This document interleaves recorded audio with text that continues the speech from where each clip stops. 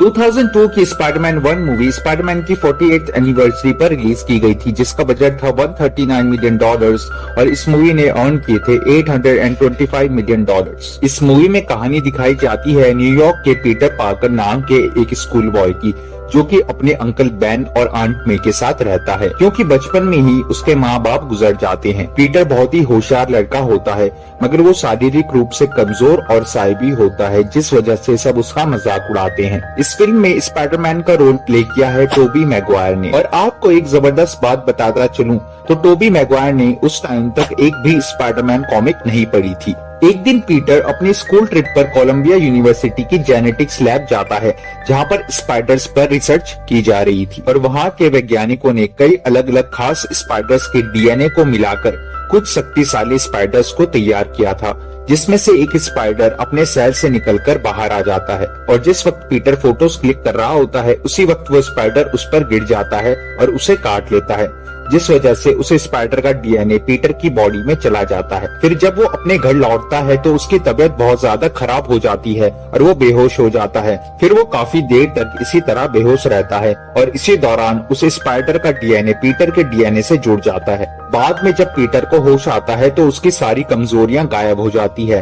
अब वो काफी ताकतवर बन जाता है और उसके अंदर उस जेनेटिकली इंजीनियर्ड स्पाइडर की सारी शक्तियां आ जाती है। इसी दौरान पीटर के दोस्त हैरी और उसके पिता नॉर्मन ऑसबॉर्न को दिखाया जाता है। नॉर्मन ऑसबॉर्न एक बहुत ही बड़े बिजनेसमैन और वैज्ञानिक होते हैं, जो कि ऑस्कॉर्प कंपनी के मालिक होते हैं। इनकी कंपनी मिलिट्री के लिए रिसर्च और वेपन्स बनाने का काम करती है और वहीं से इन्हें फंडिंग भी मिलती है। वो यूएस आर्मी के जनरल स्लोकम से ये वादा करते हैं कि वो उन्हें एक ऐसा फॉर्मूला बना कर देंगे जिससे इंसानी ताकत कई गुना बढ़ जाएगी। वो ऐसा मिलिट्री से फंडिंग लेने के लिए कहते हैं। दोस्तों, क्या आपको पता है कि मूवी में ऑसबॉर्न का रोल प्ले करने वाले एक्टर विलियम डेफो ये रोल किसी भी कीमत में करना चाहते थे। इस रोल के लिए पहले बिली क्रुडक को फाइनलाइज किया गया था, पर विलियम डेफो मूवी का प्रोडक्शन शुरू होने से पहले ही मूवी के डायरेक्टर सैम रेमी से मिलने जाते थे, पर उन्होंने लास्ट में उन्हें इस मूवी के लिए मना ही लिया। इसके साथ ही उन्होंने इस मूवी में अपने ज्यादातर एक्शन सीन्स को खुद ही परफॉर्म किया था। अब मूवी में हम देखते हैं कि नॉर्मन ने वो फॉर्मूला बना तो लिया, लेकिन उसमें एक कमी थी। उससे जीवों की ताकत तो बढ़ रही थी, लेकिन साथ ही उससे पागलपन के दौरे भी पड़ रहे थे। इसलिए जनरल स्लोकम ऑस्कॉर्प कंपनी की फंडिंग रोकने वाले थे और वो एक दूसरी कंपनी से डील करने वाले थे। इस वजह से नॉर्मन घबरा जाते हैं और वो जल्दबाजी में अपना फॉर्मूला खुद पर ही टेस्ट कर लेते हैं। इससे उनकी शारीरिक क्षमता तो बढ़ गई थी, लेकिन वो थोड़ा पागल भी हो गए थे। उनका दिमाग दो हिस्सों में बढ़ जाता है। उनका एक रूप तो पहले जैसा ही था, लेकिन दूसरा रूप एक भयानक राक्षस की तरह था। नॉर्मन का ये दूसरा अवतार उनके असिस्टेंट को मार डालता है और साथ ही वो कंपनी का फ्लाइंग ग्लाइडर और सूट भी लेकर भाग जाता है और उसे नॉर्मन के ही घर में छुपा देता है। अगले दिन जब नॉर्मन को होश आता है तो उन्हें कुछ भी याद नहीं रहता। जब वो अपने असिस्टेंट की मौत की खबर सुनते हैं तो वो हैरान हो जाते हैं। दूसरी तरफ पीटर को धीरे धीरे अपनी नई शक्तियों का एहसास होने लगता है। अब वो काफी तेज और ताकतवर बन जाता है और आने वाले खतरों को पहले ही महसूस कर लेता है। अब वो स्पाइडर्स की तरह दीवार पर चढ़ने के साथ साथ अपने हाथों से वेब्स को भी शूट कर पा रहा था। फ्रेंड्स, यहाँ पर जब पीटर अपनी पावर्स को टेस्ट कर रहा होता है तो वो अप एंड अप और शेज़ैम जैसे वर्ड्स बोलता है, जो कि सुपरमैन और शेज़ैम के कैच फ्रेजेस हैं, और इन्हें टोबी मैगवायर ने खुद से इस सीन में ऐड किया था। अब आगे पीटर को समझ आ गया था कि वो उस जेनेटिक स्पाइडर की वजह से इतना पावरफुल बन गया है। वो काफी प्रैक्टिस करके अपनी नई पावर्स को इस्तेमाल करना सीख जाता है और वो इन पावर्स का इस्तेमाल अपने फायदे के लिए करने की सोचता है। पीटर मैरी जेन नाम की एक लड़की को बहुत लाइक करता है, इसीलिए वो उसे इम्प्रेस करने के लिए एक कार खरीदने की सोचता है, जिसके लिए वो एक रेसलिंग टूर्नामेंट में हिस्सा लेता है और वो वहाँ पर बड़ी आसानी से जीत भी जाता है। लेकिन उसका मैनेजर उसके साथ धोखेबाजी करता है और वो उसके पैसे नहीं देता। तभी एक चोर आकर उस मैनेजर से सारे पैसे छीन लेता है, और क्योंकि उस मैनेजर ने पीटर को धोखा दिया था, इसलिए वो उस चोर को नहीं रोकता। लेकिन बाद में वही चोर पीटर के अंकल बेन को गोली मारकर उनकी कार लेकर भाग जाता है। जब पीटर को उसके बारे में पता चलता है तो वो उसका पीछा करता है। फिर जब वो उसे पकड़कर मारना शुरू करता है तो उसे एहसास होता है कि उसने उस चोर को भागने दिया था, इसीलिए उसके अंकल मारे गए। फिर पीटर से लड़ाई करते हुए वो चोर बिल्डिंग से नीचे गिर जाता है और उसकी मौत हो जाती है।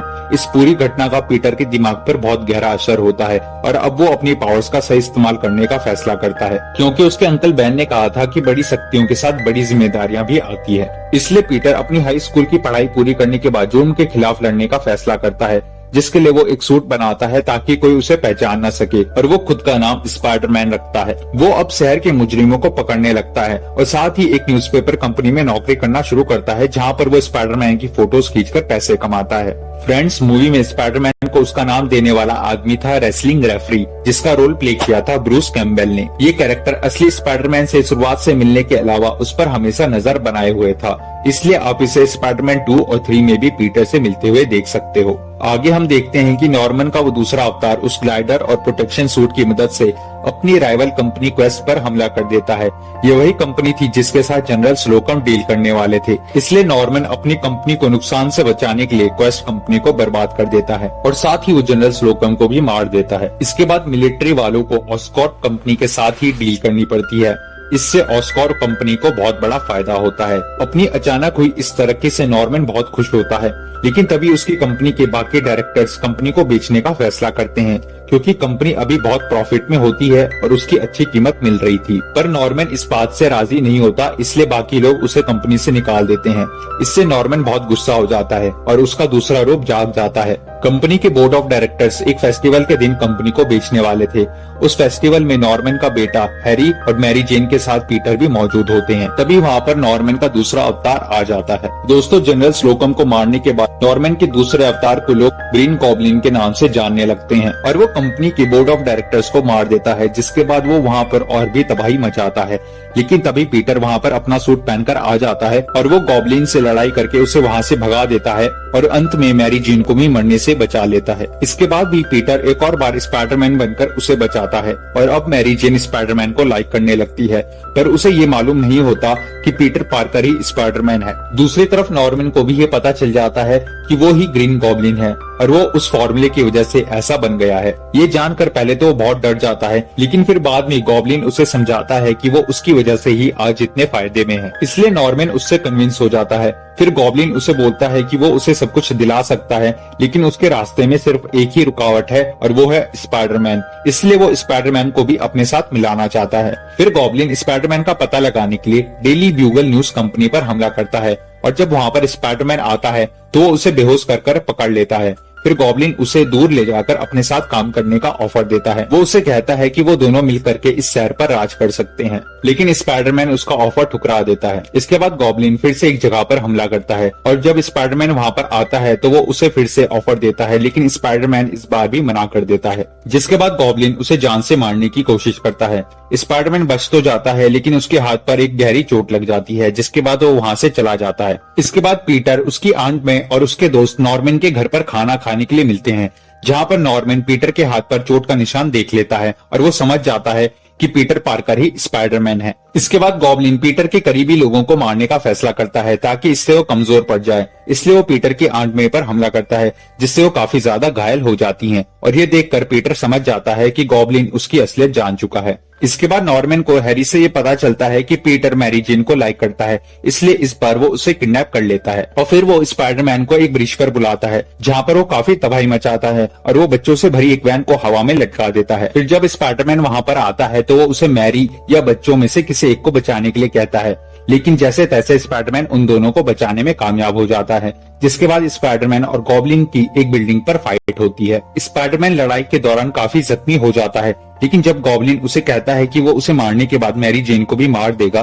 तब स्पाइडरमैन पूरी ताकत से उस पर हमला करता है और तब गॉब्लिन अपने आप को बचाने के लिए नकाब हटा देता है, जिससे पीटर को ये पता चल जाता है कि हैरी के पिता नॉर्मन ऑसबॉर्न ही ग्रीन गॉब्लिन है। फिर नॉर्मन पीटर को बोलता है कि गॉब्लिन उस पर हावी हो गया है और उसी ने सारे गलत काम किए हैं। वो पीटर से माफी मांगता है, मगर उतनी देर में उसका गॉब्लिन अवतार वापस आ जाता है। वो ग्लाइडर से पीटर पर हमला करता है, लेकिन पीटर अपनी सेंसेस की मदद से खतरे को महसूस कर लेता है और वहाँ से हट जाता है। जिसके बाद गॉब्लिन खुद अपने ही ग्लाइडर से मारा जाता है। मरते मरते नॉर्मन उसे कहता है कि वो उसकी सच्चाई हैरी को ना पता चलने दे, इसलिए वो उनकी डेड बॉडी चुपचाप उनके घर पर रख देता है, जिस दौरान हैरी उसे देख लेता है और वो समझता है कि स्पाइडरमैन ने ही उसके फादर को मारा है। बाद में उनका फ्यूनरल होता है, जिसमें हैरी पीटर के सामने कसम खाता है कि वो स्पाइडरमैन को जिंदा नहीं छोड़ेगा। वो स्पाइडरमैन से उनकी मौत का बदला लेकर रहेगा। अंत में मैरी जेन पीटर से मिलकर उसे बताती है कि भले ही स्पाइडरमैन ने उसकी जान बचाई है, लेकिन वो सिर्फ और सिर्फ पीटर से प्यार करती है। हालांकि पीटर भी उससे प्यार करता था, लेकिन वो उसे प्रपोज नहीं करता क्योंकि उसे डर था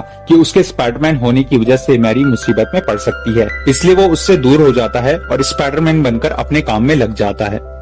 और दोस्तों, एंड में बात करते हैं इस मूवी से जुड़े कुछ और फैक्ट्स की। इस मूवी में ह्यू जैकमैन का वल्वरीन के रूप में एक कैमियो था, लेकिन किसी वजह से उसे कैंसिल कर दिया गया। और इस मूवी के प्रोडक्शन के दौरान ही 11 सितंबर 2001 में वर्ल्ड ट्रेड सेंटर पर हमला हुआ था, जिसकी वजह से सोनी ने वो सारे पोस्टर्स हटा दिए जिनमें स्पाइडरमैन के फेस में वर्ल्ड ट्रेड सेंटर का रिफ्लेक्शन था। तो दोस्तों, इसी के साथ ये वीडियो यहीं पर खत्म होती है। आई होप आपने इस वीडियो को एंजॉय किया होगा।